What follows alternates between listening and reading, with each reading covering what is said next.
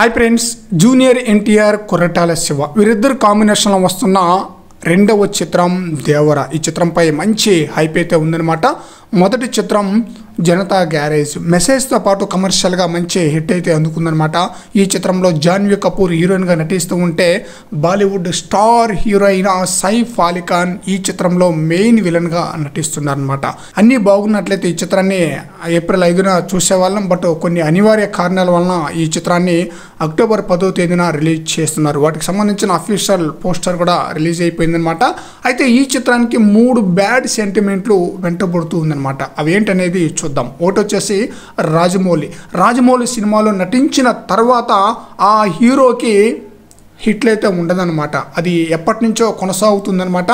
ప్రభాస్ విషయంలో, రామ్ చరణ్ విషయంలో, ఎన్టీఆర్ విషయంలో, అలాగే సునీల్ విషయంలో, రవితేజ విషయంలో, ప్రతి ఒక్కరి విషయంలో ఇలాగే జరిగిందనమాట. రీసెంట్గా త్రిబులర్ మూవీ తర్వాత రామ్ చరణ్ నటించిన ఆచార్య మూవీ కూడా ఫ్లాప్ అయిందనమాట. ఇప్పుడు ఎన్టీఆర్ త్రిబులర్ తర్వాత దేవర మూవీలో నటిస్తున్నాడు కాబట్టి ఆ బ్యాడ్ సెంటిమెంట్ని ఎన్టీఆర్ ఎంతవరకు క్రాస్ చేస్తారో చూడాలి. ఇంకొక బ్యాడ్ సెంటిమెంట్ ఏంటంటే ఎన్టీఆర్ గతంలో 2 చిత్రాల్లో 2 పాత్రల్లో నటించారనమాట.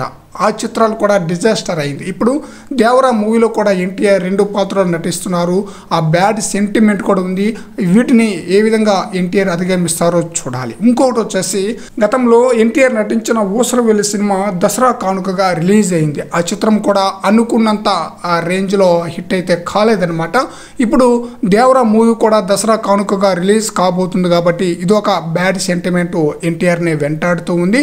ఈ 3 సెంటిమెంట్లను ఎన్టీఆర్ దాటవలసి ఉంటుందన్నమాట. ఈ 3 సెంటిమెంట్ విషయంలో ఎన్టీఆర్ ఫ్యాన్స్ కొంత కలవరం అయితే చెందుతున్నారు. బట్ దేవరా మూవీ అదిరిపోయే విధంగా హిట్ అయితే అందుకోవటం ఖాయంగా కనిపిస్తుంది. ఎందుకంటే ఎన్టీఆర్ కంటే డైరెక్టర్ అయిన కొరటాల శివకే ఈ సినిమా చాలా ఇంపార్టెంట్ అనమాట. అందువలన ఈ సినిమాని చాలా జాగ్రత్తగా హ్యాండిల్ చేసి తెరకెక్కిస్తున్నారు. అద్భుతమైన హిట్ అయితే అందుకోవచ్చు అనమాట. మరి చూద్దాం ఈ మూవీ ఏ విధంగా హిట్ అందుకుంటుంది అనేది. ఫ్రెండ్స్, ఈ వీడియోపై మీ యొక్క అభిప్రాయాన్ని కామెంట్ సెక్షన్లో తెలియజేయండి ఫ్రెండ్స్.